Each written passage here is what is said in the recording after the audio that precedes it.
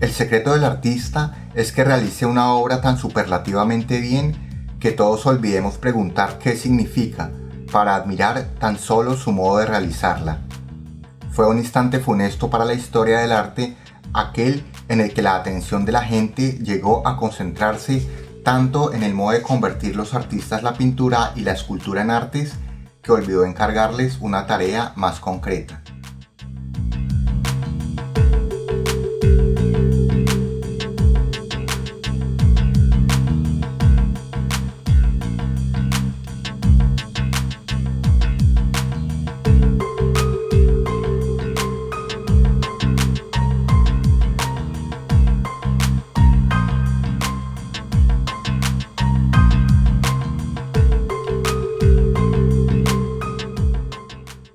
Ernst Hans Joseph Gombrich nació en Viena el 30 de marzo de 1909. Fue un historiador de arte británico de origen austriaco. Es considerado uno de los más representativos alrededor del mundo y uno de los pensadores sobre cuestiones estéticas más influyentes del siglo XX. Gombrich nació en el seno de una familia acomodada judía que se convirtió a una forma de protestantismo místico.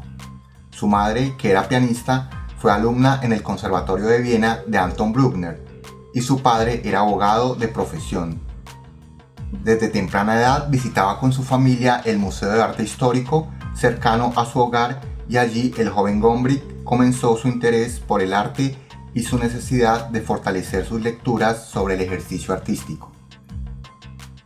Al finalizar sus estudios secundarios en el Gymnasium, presentó como trabajo final una investigación acerca de los cambios en la apreciación del arte desde Johann Winckelmann, el famoso arqueólogo e historiador del arte alemán, considerado el fundador de la historia del arte y de la arqueología como disciplina moderna.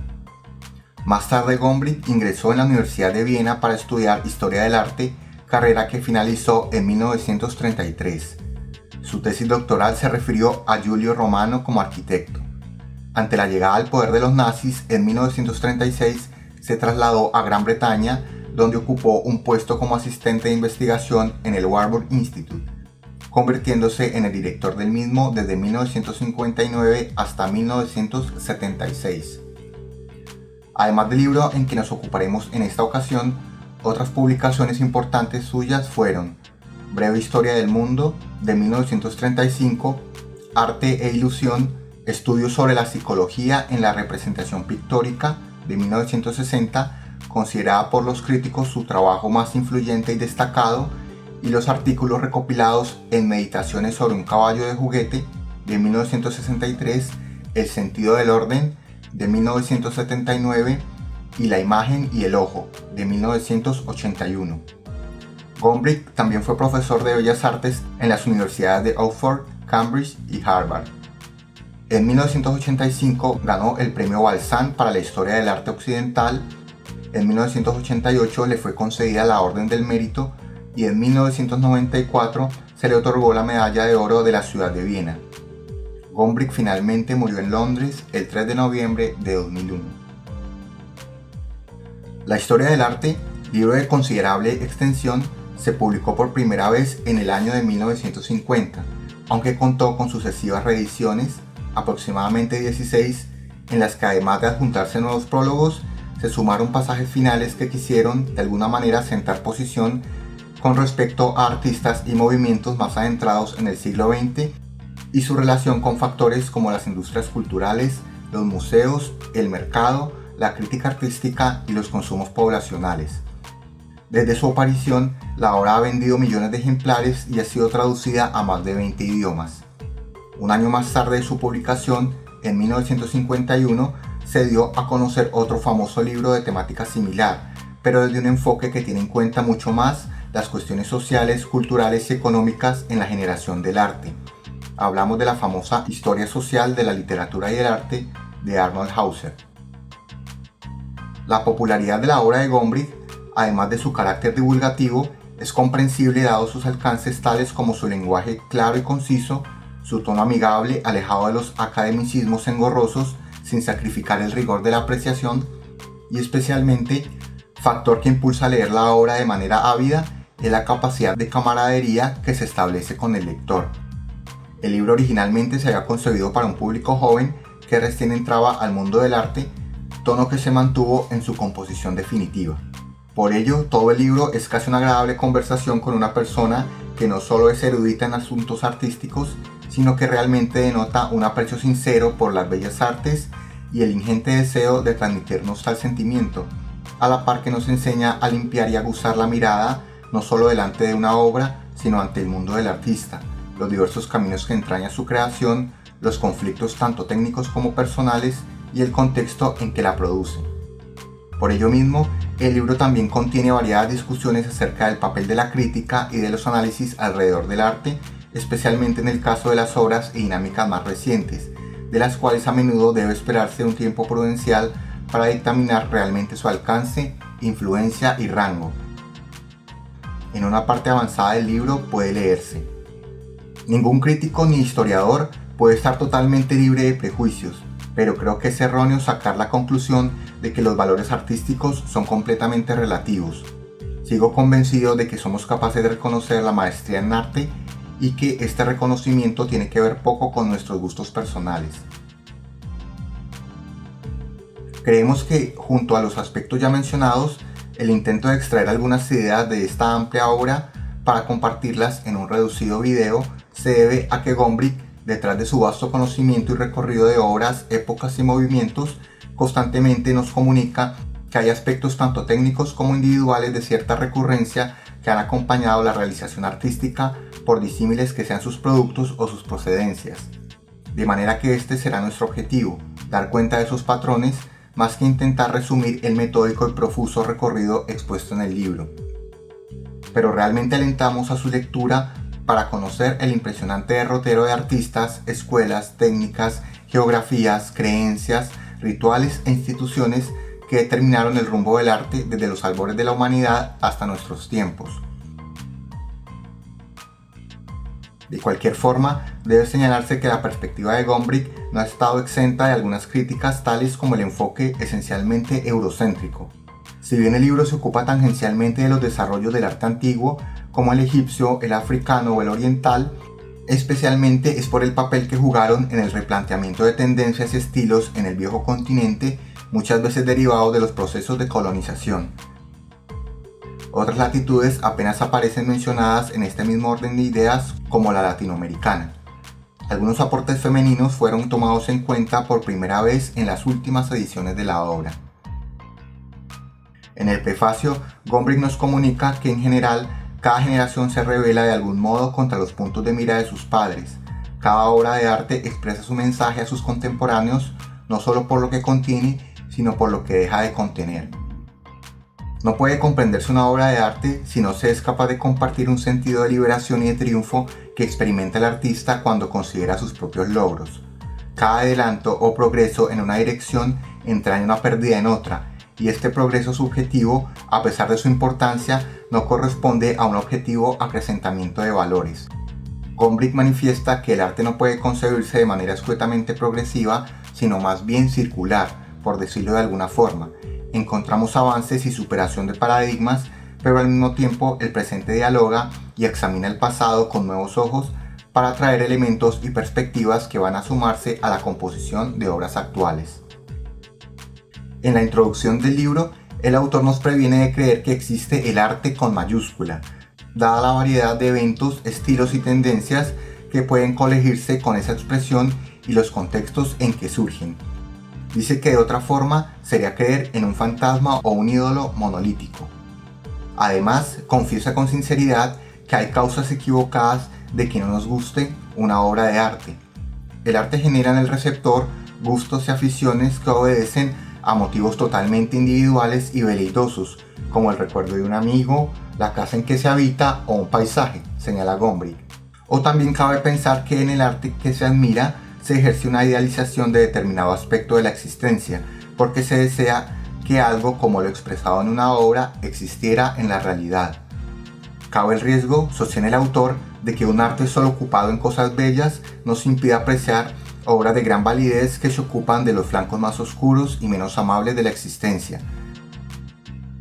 Esta idea es ensanchada, por ejemplo, en apartados como la fealdad y la caricaturización adrede que hacen parte de algunas tendencias expresionistas. De cualquier forma, es inevitable que surjan prejuicios ocasionados por quienes desprecian y censuran las obras por motivos erróneos. La idea más importante, dice Gombrich, con la que tenemos que familiarizarnos es que las que nosotros llamamos obras de arte no constituyen el resultado de una misteriosa actividad, sino que son objetos realizados por y para seres humanos. Cuando Gombrich llegó a Inglaterra en 1936, la historia del arte como disciplina se ocupaba en gran medida de los problemas formales. El teórico, sin embargo, había sido educado en la cultura vienesa de la formación, Bildung, y estaba preocupado por los temas más amplios de la tradición cultural y la relación entre la ciencia y el arte. En esta obra de Gombrich que examinamos, pero aún más concisamente en Arte e Ilusión, vale la pena resaltar que se han introducido ciertas ideas del famoso pensador Karl Popper con respecto a la realización artística. En el segundo libro mencionado, Gombrich escribe: esta descripción popperiana de la conjetura y la refutación, el ensayo y el error, es eminentemente aplicable a la historia de los descubrimientos visuales en el arte. Nuestra fórmula de esquema y corrección, de hecho, ilustra ese mismo procedimiento. Usted debe tener un punto de partida, un estándar de la comparación para comenzar ese proceso de hacer y de emparejar y de rehacer que finalmente se incorpora en la imagen acabada. El artista no puede partir de cero, pero puede criticar a sus precursores. Las concepciones filosóficas desarrolladas por Popper para una filosofía de la ciencia encajaban bien con las ideas de Gombrich para una explicación más sólida de la historia del arte. En este autor, la historia del arte funciona como una narrativa que se mueve de lo que los artistas antiguos sabían a lo que los artistas posteriores vieron. Gombrich, cuya perspectiva se enfocaba eminentemente más en los casos individuales que en los movimientos de masas, utilizó herramientas científicas y psicológicas como clave para entender cómo estos artistas individuales vieron y cómo construyeron sobre las tradiciones que habían heredado y de las cuales eran parte. Con la dialéctica de hacer y combinar, esquematizar y corregir, Gombrich buscó fundamentar el desarrollo artístico en verdades más universales, más cercanas a las de la ciencia que en lo que él consideraba términos de moda o vacíos como el Zeitgeist y otras abstracciones. Con respecto a las nociones acerca de la belleza y la expresión con que generalmente los profanos y advenedizos abordan el trabajo de los artistas, dice el autor que generalmente estos no las implementan con tanta asiduidad. Quizás el punto central del trabajo de un artista es saber el momento en que puede dar por concluida la obra y si ha acertado en los objetivos de su composición. Sus características esenciales al momento de la creación serían, entre otras, su capacidad de ver diferencias en formas y matices que nosotros apenas advertiríamos. El artista debe encontrar el equilibrio de diversos colores, formas y calidades y además jugar con infinitos matices. La paradoja del caso es que el mismo artista no puede dar cuenta cabal, esto es, una explicación concisa del por qué tomó ciertas decisiones o procedimientos. Su intuición fue el verdadero artífice, lo guió silenciosamente. Se pueden emitir leyes al respecto, diversas especificaciones, pero la verdad es que seguirlas al pie de la letra pocas veces salvaría de la mediocridad a un artista menor, afirma Gombrich. De alguna manera, dice el autor, por el mismo trabajo y aplicación del artista, inclusive sus desvelos, sufrimiento y entrega por su creación, se hace absolutamente necesario tratar de elaborar los elementos más certeros para intentar comprender lo que aquel se propuso realizar y expresar. El libro, que intenta tratar sobre la historia del arte, realmente la historia de la construcción de edificios y de la realización de cuadros y estatuas. Su interés radica en ayudar a comprender por qué los artistas proceden de un modo peculiar o por qué estos se proponen conseguir determinados efectos. El primer capítulo, en el que se propone exponer las incertidumbres y vacíos con respecto a los inicios del arte como manifestación humana, similares a los del lenguaje, también nos advierte que sobre todo en las etapas iniciales de la historia, las obras artísticas constituían objetos con una función definida, y por ello debe tratarse de entender los fines a los que sirvió. Luego, el autor nos hace una aclaración importante con respecto a las reflexiones que intentan abordar los actuales pueblos originarios para hacer analogías con los comienzos de la humanidad. Llamamos primitivos a estos pueblos, no porque sean más simples que nosotros, los procesos de su pensamiento son a menudo más complejos, sino porque se hallan mucho más próximos al estado del cual emergió un día la humanidad. Entre estos primitivos no existe diferencia entre construcción útil y creación de imagen, en cuanto a la necesidad concierne. Dice Gombrich que no pueden comprenderse los extraños comienzos del arte a menos que se trate en alguna medida de introducirse en el espíritu de los pueblos primitivos y descubrir qué clase de experiencia es la que los hizo imaginar las pinturas no como algo meramente placentero a la vista, sino como objetos de poderoso empleo. Se requiere también la voluntad de ser absolutamente honrados con nosotros mismos y preguntarnos al propio tiempo si no seguimos conservando también algo de primitivos en nuestra existencia. Aquí juega un papel clave la reflexión sobre las creencias en el poder de la creación de las imágenes. Por mencionar un ejemplo, como las imágenes de los cazadores primitivos en la escuela de las Scouts, quienes creían que con solo pintar a sus presas, haciéndolo tal vez con sus lanzas o sus hachas de piedra, los animales verdaderos también sucumbían a su poder. A menudo este tipo de discusiones parece tener que ver poco con el arte, señala el autor, pero el hecho es que sí se relacionan contundentemente en varios aspectos. Muchas obras artísticas se han propuesto intervenir en estas extrañas costumbres. De lo que se trata, entonces, no es de si la pintura o la escultura es bella para nuestro criterio, sino de si opera, es decir, si puede ejecutar la magia requerida. Aquí el lector puede retrotraer estas reflexiones a un mundo contemporáneo surcado por una profusión infinita de imágenes emitidas desde los medios de comunicación y los dispositivos digitales, y la enorme influencia y sugestión que ejercen en diversos niveles de la vida diaria. De nuevo, tomando como perspectiva el arte primitivo, hacia el final de su libro Gombrich refiere varias ideas interesantes en lo que respecta a las búsquedas de los artistas modernos durante el siglo XIX y los movimientos de vanguardia que empezaron a gestarse y a irrumpir con fuerza frente al arte más constreñido de épocas pasadas para ganarse un espacio más amplio durante el siglo XX. Dice que los artistas de aquella época desarrollaron una nueva actitud y sensibilidad con respecto a los valores del arte de los primitivos. En el fondo, algunos de ellos casi que envidiaban a los artesanos de aquellas tribus originales cuyas imágenes se sienten cargadas de mágico poder por estar destinadas a intervenir en la mayoría de los ritos sagrados de la tribu. El misterio de los ídolos antiguos y los fetiches remotos dio alas a su romántico deseo de huir de una civilización corrompida por el comercialismo, como en uno de los casos más populares, el del francés Paul Gauguin, y su viaje singular escapando de la ciudad y los valores burgueses hacia la paradisíaca isla remota de Tahití, en la Polinesia francesa. Otro aspecto valioso mencionado por el autor es el hecho de que los artistas en muchas ocasiones se fiaron de la inspiración y de la suerte del momento. Aunque aceptaron tan afortunados accidentes, siempre procuraron dominarlos. Muchos artistas modernos que comparten la confianza en la libertad creadora consideran un error incluso la idea de proponer una finalidad deliberada. Creen que la obra debe crecer de acuerdo con sus propias leyes. Artistas como Piet Mondrian, Kandinsky, Nicholson, entre otros, consideraban que el arte tenía algo de místico y querían que sus obras revelaran las inmutables realidades tras las formas perecederas de las apariencias subjetivas. En suma, para ellos el arte y la experiencia religiosa eran la misma cosa. En cuanto a algunas características del quehacer y la personalidad de los artistas, indica Gombrich que estos quieren experimentar el sentimiento de que se ha elaborado algo que no poseía existencia con anterioridad. No precisamente una copia de un objeto real, por hábil que fuere, no un fragmento de decoración, por diestramente que lo realizase, sino algo más importante y duradero, algo que el artista considera que posee mayor realidad que los objetos vulgares de nuestra monótona existencia.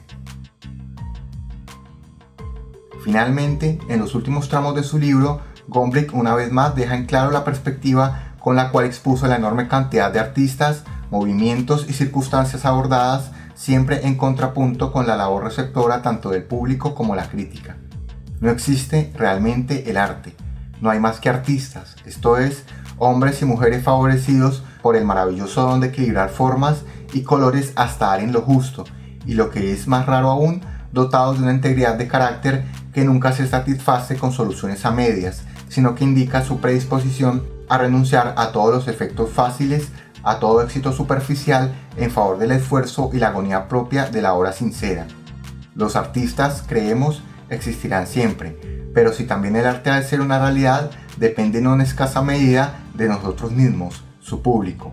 Por nuestra indiferencia o nuestro interés, por nuestros prejuicios o nuestra comprensión, nosotros decidiremos su continuidad. Somos nosotros quienes tenemos que mirar que el hilo de la tradición no se rompa y que se ofrezcan oportunidades a los artistas para que acrecienten la preciosa sarta de perlas que constituye nuestra herencia del pasado.